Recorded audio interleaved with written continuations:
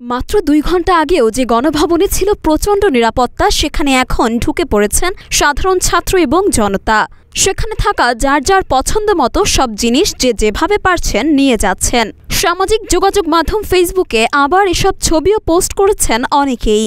এসব ছবিতে দেখা গেছে গণভবনের রাজহাঁস, খরগোশ, কম্বল এবং বালিশ, সোফা, টেলিভিশন সহ যে যা পারছেন তাই নিয়ে যাচ্ছেন।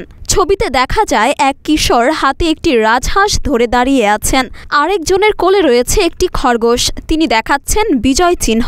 আরেকজন গায়ে জড়িয়েছেন গণভবনের কম্বল এবং হাতে নিয়েছেন বালিশ, কেউ বা সংগ্রহ করেছেন শাড়ি। মূলত সরকার থেকে সদ্য পদত্যাগ করা প্রধানমন্ত্রী শেখ হাসিনা এবং তার বোন শেখ রেহানা দেশ ছেড়েছেন এমন খবর নিশ্চিত হওয়ার পরই গণভবনে ছাত্র জনতার ঢল নামে। অনেককে দেখা গেছে গণভবনের পুকুরে গোসল করতে। এর আগে বেলা ২:৩০টায় বঙ্গভবন থেকে একটি সামরিক হেলিকপ্টারে শেখ হাসিনা উড্ডয়ন করেন। এ সময় তার ছোট বোন শেখ রেহানাও সঙ্গে ছিলেন। মরিয়ম মিম, ঢাকা পোস্ট।